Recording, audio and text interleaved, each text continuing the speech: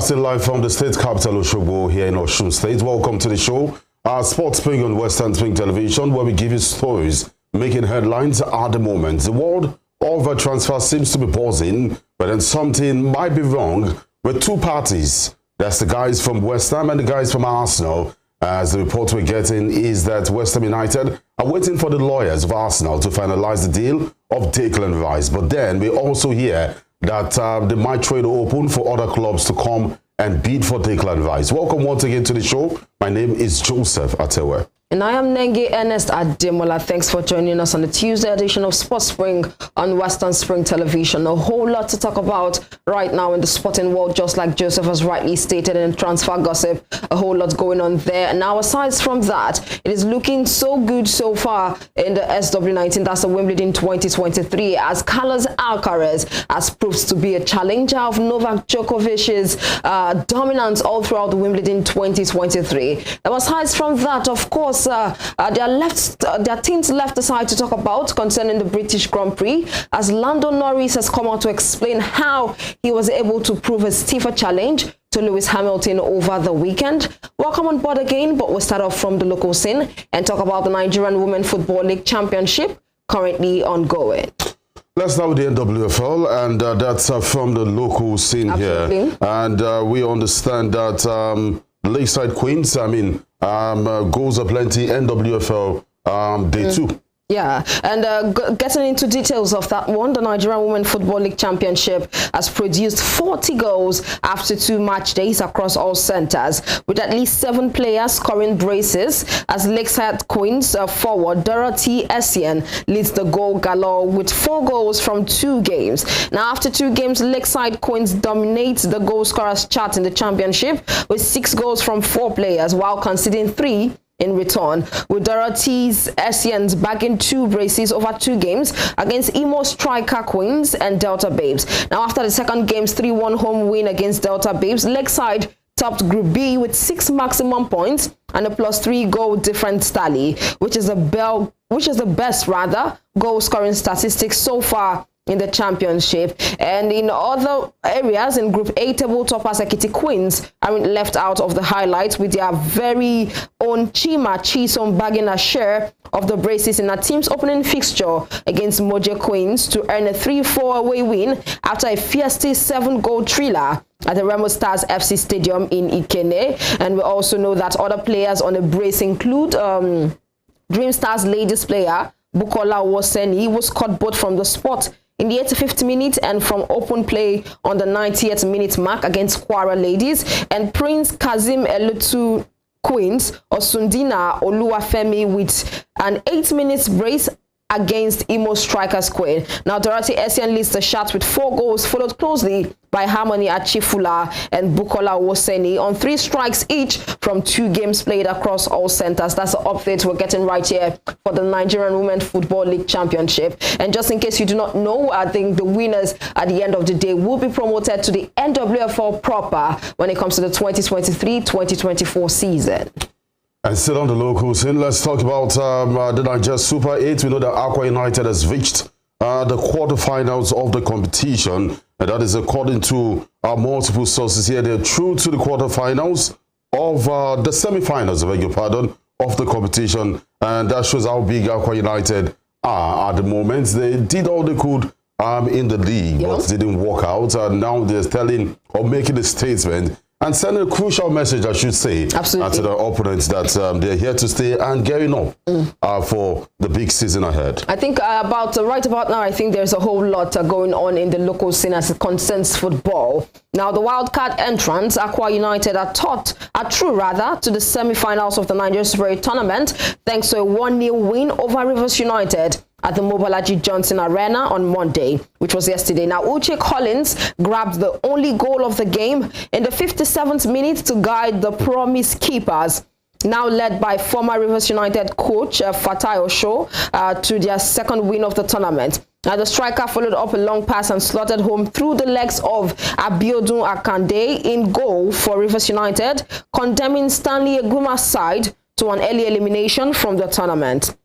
Also, Rivers had lost their opening match 2-1 to Lobby Stars on Saturday, and a win over Yobe Desert Stars in their last game will not make any difference. So as it stands now, the closest both teams came to a goal was in the 90th minute when Lobby's goalkeeper Lucky Jimo parried a powerful head over the bar to deny Yobe a late winner. That is how it stands, and the fate of Group A teams will also be decided on Tuesday, which is today, as the NPFL champions Eyimba take on Katsina United, while Remo Stars will battle Sporting FC of Lagos. And of course, a win will save Remo from any drama as they go into the semi-finals, and a draw might also be enough as well, but will depend on the outcome of other group matches. Eyimba must also beat Katsina United to revive their campaign. That is how it stands for the Nigeria Super 8, and I tell you for sure that Sporting FC of Lagos is definitely locking horns with some of the big guns. You talk about the Remo Stars, you talk about the Eyimba, the Lobby Stars, all in the Niger Spirit competition. But for Aqua United, remember I told you guys that they are wildcards, and they are proving to be very potent when it comes to teams like this. All right, so still on the local scene, we understand that newly promoted Sporting Lagos Football Club has completed the deal to sign former captain of Warri Wolves, Ekene Nero Olisema, on a 2-year deal reportedly worth the region of 400,000 in salary. The Lagos-based club, barely a year old since its creation in 2022 by Nigerian software engineer Shola Akinlade, has moved in leaps and bounds both on the pitch and behind the scenes after gaining promotion to the Nigeria Premier Football League for the 2023-2024 season.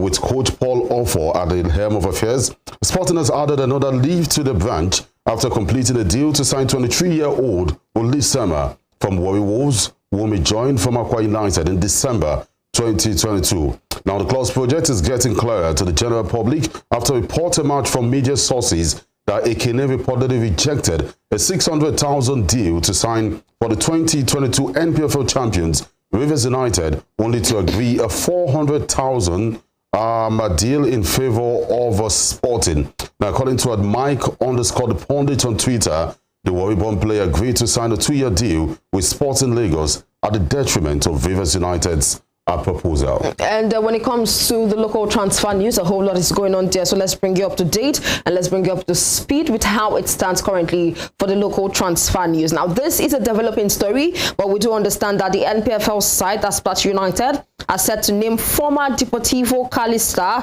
Mboas Mangot as their new head coach. Now, minor details to the contract being sorted, but full agreement for a 2+1 year deal in place, and announcement, of course, will be taking place in due course. Aside from that, we also know that it's official that the left back Ebuka Anakwe has sealed his return to the Oluyole Warriors. Now, the versatile defender was with Kwara United for 2 seasons ago before switching, and he had previously played for ABS FC, El Kanemi Warriors, Nasra United, and of course Wiki Tourist. That is how it stands there. And also, it's official and a confirmation coming from the fact that Kanu Nwankwo is now in the Nigerian Premier League. Now, Abia State Commissioner for Information and Culture, Prince Oke Kanu, has confirmed the appointment of ex-international Kanu Nwankwo as the supervisor of Eyimba FC. So right now, that is official. And just to also remind you that big congratulations to Uche Collins.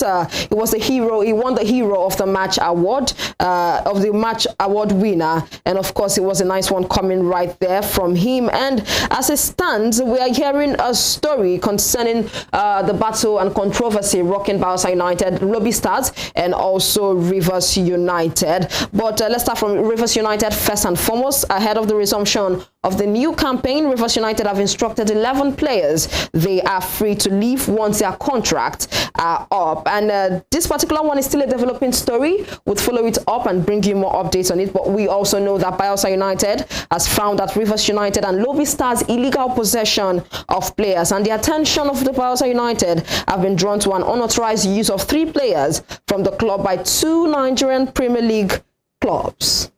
Now, from the country, let's move to the continent and talk about what is happening.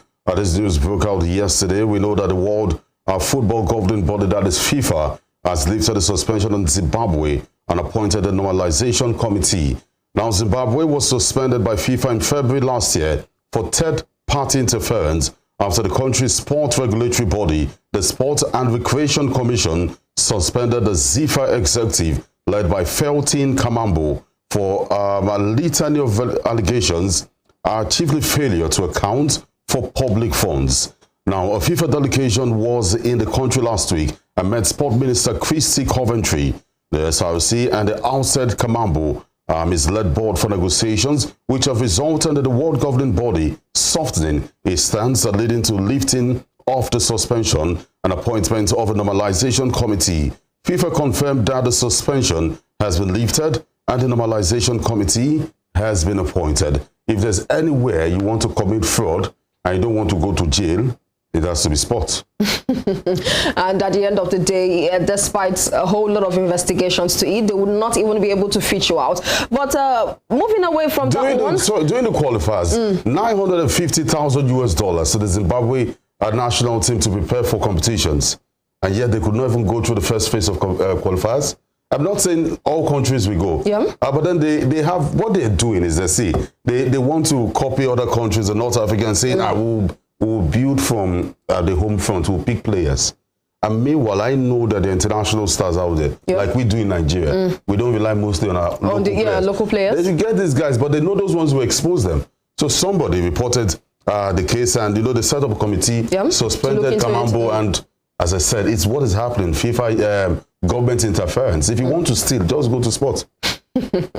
Anyways, moving away from that one, let's talk about the world of unlimited sports as it concerns Nigeria. We'll start off from boxing. Now, Nigeria has called up boxers to be prepared for the Paris 2024 Olympic Games for trials in Lagos as the commercial capital of the nation. Now, Secretary General of the Nigerian Boxing Federation, Akinyele Oladapo, in a letter dated 7th July and dispatched to state directors of sports and directed the pugilists to report in camp on Thursday, 18th July 2023. Now, the boxers will be accommodated at the Minima Retired Hostel at the National Stadium, Surulere, Lagos, where the training and elimination exercise will take place at the boxing gym from the 19th to 20th July. The letter indicated that boxers should come along with their training kits. They are to also scan their international passports as well as produce 4 copies of their recent passport photograph. And of course, the Summer Olympic Games comes up in Paris, France, from Friday 26th July to Sunday 11th August 2024. And let's also let you know that Nigeria did not field any boxer at the Tokyo Japan Games that ran from the 23rd July to August 8, 2021. Where fielding 55 competitors of 25 male and 30 females. She placed 74th in the world, winning only 2 medals. And of course, the likes of Blessing Oborududu won silver in women's freestyle and 68 kg wrestling, and Esa Brume won bronze at the women's long jump, while Nigeria did not field a single boxer in the event, where she used to hold sway at the global level. That is how it stands in the world of boxing. And I think over the weekend we also had a wrestling competition, that was the Spanish Grand Prix, to enable these boxers, the wrestlers rather, to be ready for Paris 2024. And let's see how things pans out at the end of the day when the training camp, that's for the boxers, will start from the 19th to 20th of July. All right, from the rings, let's go to the court and talk basketball, where the D Tigers hope of getting second straight win in the ongoing African qualifier suffered a big blow on Monday evening as they were defeated by the host Angola. The Nigerian side secured a good win over Mali in the first game, but found Angola a hard nut to crack in the second match. The hosts took the game to Nigeria right from the first quarter and secured a comfortable 19-9 win. Angola continued its domination in the second quarter with a 40-21 win and also clinched the third quarter with 49-33.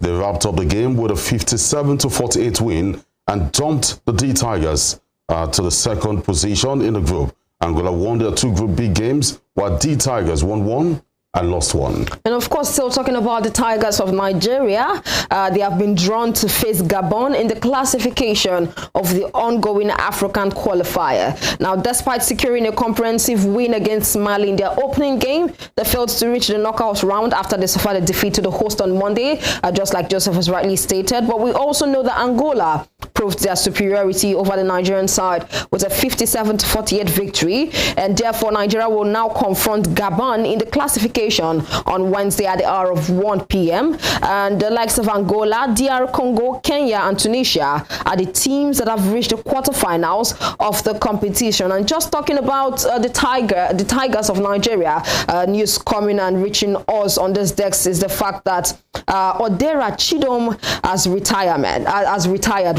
Now she took onto Twitter to announce her retirement from international basketball. The 28-year-old expressed her sadness of having to quit the Nigerian team, and she represented Nigeria at the Tokyo 2020 Olympics and won the AfroBasket in 2021. Now she did go further to say that I think what made her retire, what triggered this retirement currently, is the fact that the trigger for me, according to her, and I quote, was seeing an IG post of open tryouts in 3 different locations 3 weeks before AfroBasket. I will not be attending. I don't think that's professional at all. I consider myself a professional. Of course, we've seen back and forth concerning the NBBF and as it concerns the Tigresses. Well, of course, I hope this will come to an end one day, and what is happening. But then the NBBF too, with what they've been doing, as I said earlier, it's been involved with fraud and alleged fraud actually, and what has been happening at the moment. See, some of the girls are even tired of playing for the really tired, team, and that's the situation when you frustrate them. And anything that concerns government, I say this, there's always a problem. To whatever happens, there's a committee they are setting that wants to investigate what I don't understand. But it's good that these girls are already taking stands like this. They're already saying, see, we're enjoying life. We're living a good life where we are. We're only coming to represent Nigeria. Sometimes the bonuses are not even being paid as I went due. We don't live on that. So rather than damage or dampen on my own reputation, I'd rather retire. Retire from the sport, and this is a big loss to Nigeria. We can go on and say hopefully they will learn for this, but they will not learn. I mean, problems will keep, crisis will keep rocking the NBBF. In the next 10 years, it will continue to happen. If you want them to learn, you need to see Nigerians have stopped. This is her stance, and she made it clear, very clear. Because this girl has lived all her life outside the country and where things are working. Nigerians naturally are stubborn. Do you understand? That's why they say if you want to be nice all the time, probably you should go and be selling ice cream on the streets. On the streets. Be nice. When you take a stand, when you are firm, they see you as rude, as wicked. You get what I mean? But then that's the only way you can correct it, because Nigerians naturally are stubborn. And so until those things will change at the NBBF, you need somebody who is upstairs who is not okay, do you understand, to get things done. But unfortunately, they will frustrate the effort of whoever wants to get there, and this is how it will continue to be. And you know, on Twitter, according to her, she said, my purpose for doing this is to shed light on the lack of professionalism within the federation, and that it needs to change. It needs to change. It needs to change. But hopefully we have a new sport minister who understands sport, address all of this. Not a prison warder, but somebody who really understands sport and will lead us to where we are supposed to. I mean, look at Senegal. They tell you that they are now the giants of Africa when it comes to football. And I wonder what we actually do, because we are joking as a nation when it comes to sports. Now, that's it on the local scene. Let's go on the break and give you highlights from the world of tennis, where it is working. That's the SW19, the hot shots, and of course, some of the big guns that have made it through. We'll be back.